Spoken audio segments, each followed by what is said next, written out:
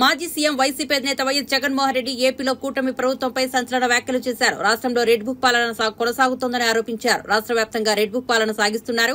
ఊళ్లలో ఆధిపత్యం కోసం వ్యవస్థలను భ్రష్టు పట్టిస్తున్నారన్నారు. రాళ్లు రాడ్లు కత్తులతో గ్రామంలో దాడులు చేస్తున్నారన్నారు.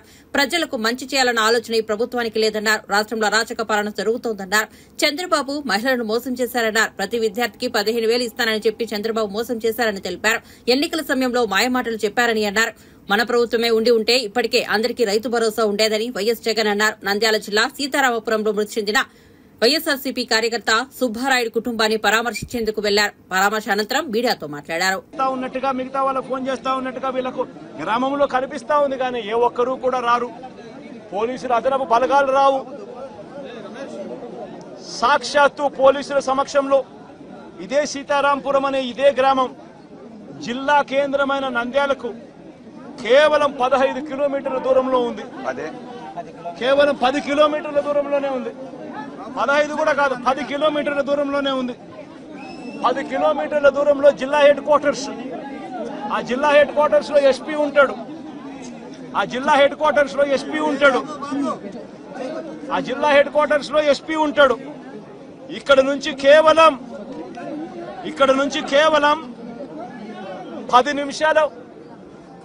నిమిషాల దూరంలోనే డిఎస్పీ ఆఫీసు. ఇక్కడ నుంచి డిఎస్పీ ఆఫీసు కేవలం 10 నిమిషాల దూరం. ఎస్పీ ఉండేది కేవలం 10 కిలోమీటర్ల దూరంలో ఎస్పీ ఉన్నాడు నంద్యాల హెడ్ క్వార్టర్స్ లో. ఇటువంటి పరిస్థితుల్లో ఈ గ్రామానికి కనుక పోలీసులు కనుక పంపించి ఉండింటే, ప్రొటెక్షన్ పంపించి ఉండింటే ఈ గ్రామంలో ఘటన జరిగి ఉండేది కాదు. సాక్షాత్తు ఎస్ఐ చూస్తా ఉన్నాడు. సాక్షాత్తు కానిస్టేబుల్ చూస్తా ఉన్నారు. వీళ్ళందరూ చూస్తా ఉండగానే అదనపు బలగాలు ఏ ఒక్కరూ కూడా ఇక్కడికి రాకుండా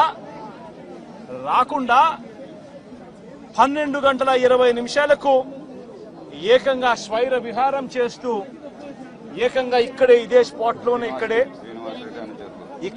స్పాట్లోనే ఈ గ్రామానికి సంబంధించిన అన్యాయమైన నాయకుడు, ఇక్కడ సంబంధించిన ఎమ్మెల్యేకి సంబంధించిన ప్రోద్బలం, ఇక్కడికి సంబంధించిన చంద్రబాబు నాయుడు గారు లోకేష్ గారు వాళ్ళిద్దరి అండదండలు, వీళ్ళందరి అండదండలతో పోలీసులు ఎవరూ కూడా పంపించకుండా, పోలీసులు ఎవరూ కూడా ఇక్కడికి రాకుండా సాక్షాత్తు ఎస్ఐ సమక్షంలో, సాక్షాత్తు ఇద్దరు కానిస్టేబుల్ సమక్షంలో స్వైర విహారం చేస్తూ ఏకంగా నరకడం జరిగారు.